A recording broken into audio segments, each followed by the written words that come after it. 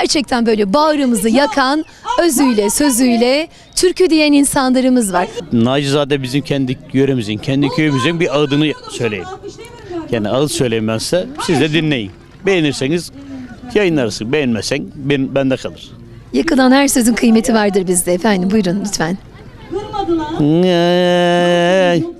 Evlerinin önünde erik dalları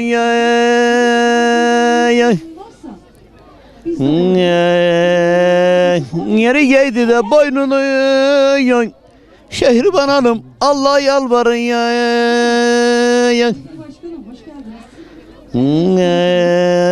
gene geldi de yaz bahar ayları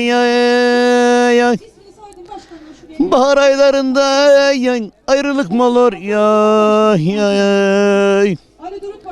yaz bahar ayında ayrılık mı olur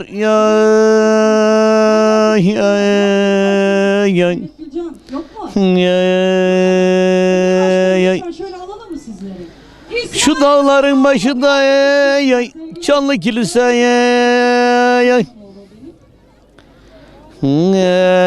yazın ifademi de verin polise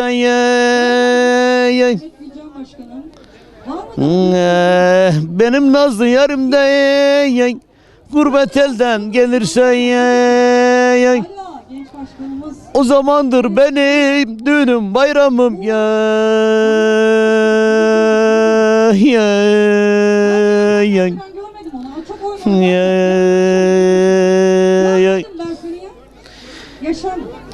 evlerinin önünde ebe kömeci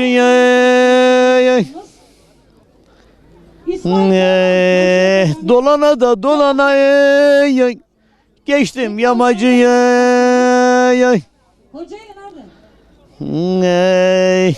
Gazali'den giden imeci İçinizde de nazlı yarım var mı ola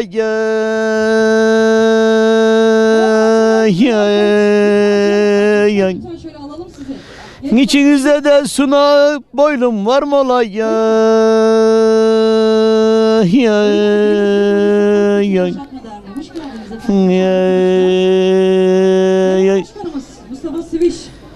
Evlerinin önünde bir dönüm avluya olmazımız. Avlulardan içinde Mevlüt ağabeyim Hazayir bağlıya gelme gölüm gelme deyin bir evin oluyor bir evinden oğluna ölüm mü gelir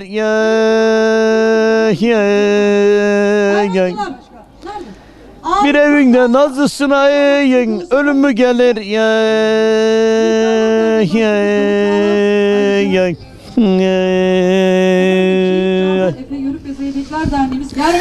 Şehidin arkasından söylenen ağıtlar. İşte askerin arkasından söyleniyor ama onlar allı gitsinler, allı gelsinler diye al bayrağı sarılıp gelenler oluyor. İşte yaktıklarımız bizde, yakılanlar da nerelerde kalıyor onu da Allah biliyor.